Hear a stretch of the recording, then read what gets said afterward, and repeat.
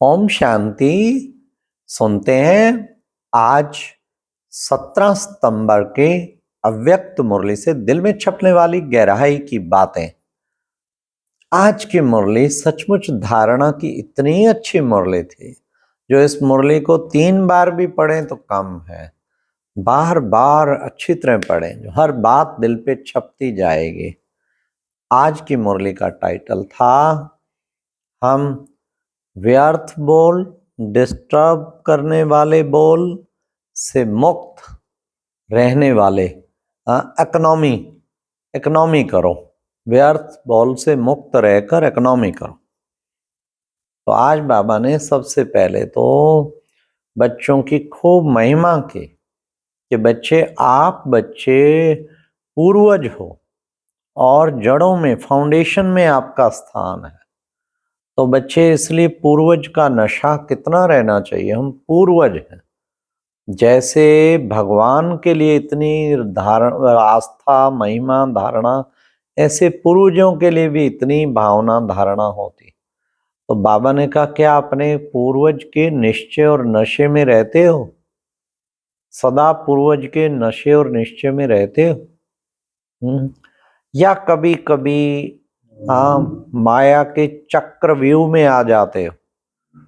बाबा ने कहा कि देखो, जो बच्चे बाबा के पूर्वज के नशे में रहते तो कौन बनते हैं पूर्वज? बाबा ने कहा, जो बाबा के सचमुच बच्चे बने हैं, माया, बाबा का बच्चा बनना, बाप का बच्चा बनना, अर्थात माया से बचना, माया से बचे रहना। कितना अच्छा अर्थ निकाला बाबा ने। बाबा का बच्चा बनना अर्थात माया से बचना। फिर बाबा ने कहा कि बच्चे, ऐसे माया जीत बने हो या माया अभी भी भिन्न भिन्न चक्रव्यूह में फंसा लेती है? चक्कर में आते तो नहीं हो? फिर बाबा ने कहा, माया भिन्न भिन्न फेस बना के आती है, भिन्न भिन्न तरीके से आती है, लेकिन तुम्हें फंसना नहीं है, तुम्हें माया जीत बनना है। ऐसे माया जीत बच्चे ही बाबा के दिल तख्त नशीन बनते हैं। बाबा ने कहा, दिल तख्त नशीन कौन बनेगा? जो बाबा के दिल पर सदा बैठे। और बाबा के दिल तख्त नशीन कौन बनेगा? बाबा ने आज बता दिया, पवित्रता की धारणा। बाबा ने कहा, ऐसी धारणा होनी चाहिए पवित्रता की, स्वप्न और संकल्प में भी अपवित्रता ना आए। इसको कहते हैं पवित्रता की धारणा। तो बाबा ने फिर कहा कि देखो बच्चे, ऐसे दिल तख्त नशीन बच्चे, नहीं तो मान लो 100% सेवा में मार्क्स हैं आपके, लेकिन धारणा में 25% है। तो बाबा ने कहा, फिर रॉयल फैमिली का अधिकारी नहीं बनेगा। बाबा ने आज स्पष्ट किया कि देखो, विश्व महाराजन की सीट पे तो 1-2 ही बैठेंगे ना, लेकिन रॉयल फैमिली में आना, राज्य फैमिली में आना बच्चे, ये भी लगभग बराबर ही है। ये भी नंबर 1 बनना है। लेकिन रॉयल फैमिली में कौन आ पाएगा? जो सदा दिल तख्त नशीन हो। और दिल तख्त नशीन के लिए बाबा ने कहा, संपूर्ण पवित्रता, अपवित्रता का संकल्प भी ना हो। तो बाबा ने कहा, इसलिए अगर बच्चे ऐसे ही थोड़ा सा काम चलाओ, कुछ उठ गए, बाबा की इन धारणाओं को काम चलाओ करना, उठ गया, चलो भाई कुछ कर लिया, योग अमृत वेला कर लिया, कुछ नींद की, कुछ योग किया, ऐसे ही सब कुछ कर तो रहे हैं, सारे नियम पालन, लेकिन काम चलाओ। बाबा ने कहा, फिर ऐसी आत्माओं की पूजा भी काम चलाओ होगी। एक ही लेके ना पाइप सब पे पानी चढ़ा देते हैं ना, जैसे तो काम चलाओ होगी। तिलक भी इकट्ठा ही छिड़क देते हैं, हो गया तिलक। बाबा ने कहा, जैसे वो काम चलाओ आप करते हो, ऐसे ये भी काम चलाओ।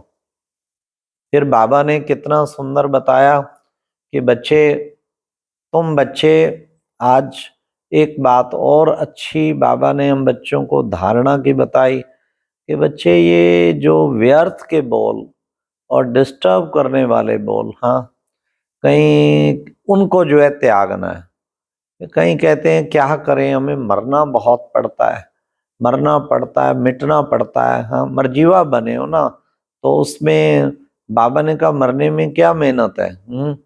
मरना पड़ता है, मिटना पड़ता है। हाँ, छोटियां कहती हैं हमें घड़ी घड़ी मरना पड़ता है, और बड़ियां कहती हैं कि हमें घड़ी घड़ी सुनना पड़ता है। तो बाबा ने कहा कि देखो बच्चे, ये मरना शब्द ही गलत है वास्तव में। तुम तो मौज में रह रहे हो, मर थोड़ी रहे हो। अच्छा चलो, सहनशील बनते भी हो, बाबा ने कहा सहनशील किस कारण बनते हो, क्योंकि बाप की आज्ञा है, बाप की आज्ञा प्रमाण सहनशील बनते हो।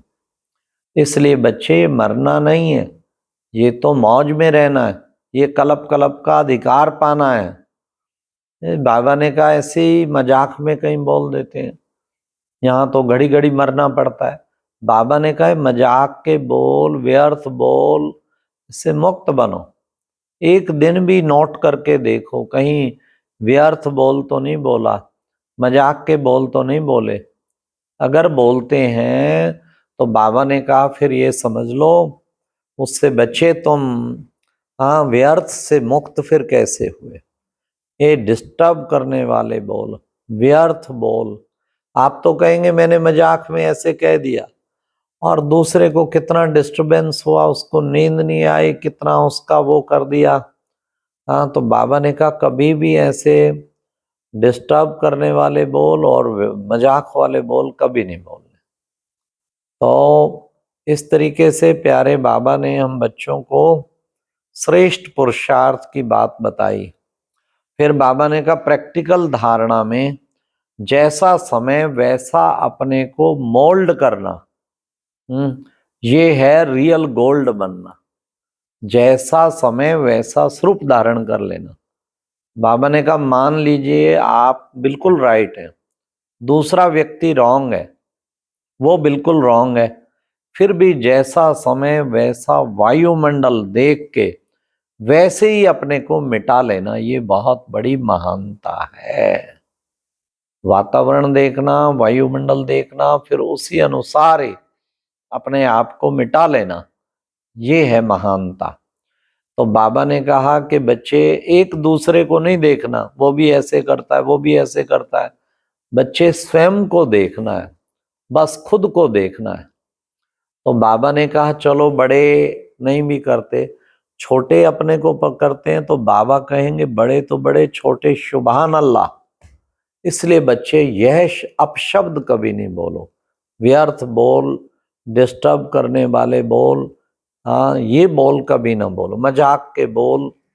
फिर बाबा ने कहा अलबेलेपन की निशानी उनकी छोटी छोटी बातों में थकावट होगी। संगम का बच्चे एक सेकंड भी गंवाना वास्तव में कल्प के कई वर्ष गंवाना है। बाबा ने कहा सोचो, उस वक्त मुरली चली थी, 60 वर्ष हुए थे यज्ञ को, अब चलो 80-85 हो गए, चलो 100 लगा लो। बाबा ने कहा हजारों में तो नहीं है, 100 वर्ष में 5000 वर्ष की प्रारब्ध बनाने का टाइम है। तो हर सेकंड कितना हमारा महत्वपूर्ण है, ये हमें ध्यान में रखना। तो बाबा ने कहा शुद्ध भाषा बोलो। फिर लास्ट बाबा ने आज वरदान में कहा लौकिक को अलौकिक में परिवर्तन कर घर को मंदिर बनाने वाले आकर्षण मूर्त भव। हर चीज लौकिक को अलौकिक में परिवर्तन करते जाएं, लौकिक में परिवर्तन करते जाएं, तो क्या होगा, वो घर मंदिर बन जाएगा और आकर्षण मूर्त बन जाएंगे, आकर्षण मूर्त भाव। फिर बाबा ने आज की मुरली में विशेष जो स्लोगन कहा, मन बुद्धि को एकाग्र कर कमजोरियों को भस्म कर दो, तब कहेंगे सच्चे योगी। ऐसी एकाग्रता करें बीज रूप अवस्था की, योग की ऐसी एकाग्रता करें जो उसमें सारी कमजोरियां भस्म हो जाए, एक भी कमजोरी ना रहे। और वो जब आप सर्वशक्तिवान बाबा के साथ योग लगा के परम धाम में बाबा की शक्तिशाली किरणें मेरे ऊपर पड़ रही हैं, मुझ आत्मा पे, एकदम उसी स्वरूप में बैठे रहेंगे तो धक से विक्रम विनाश होंगे। तो फिर वो सब सारे आपके विक्रम विनाश हो जाएंगे और आप सच्चे योगी बन जाएंगे। तो इसको बाबा ने कहा सच्चे योगी भव। अच्छा, ओम शांति। ये थी आज की अव्यक्त मुरली से दिल में छपने वाली गहराई की बात है। ओम शांति।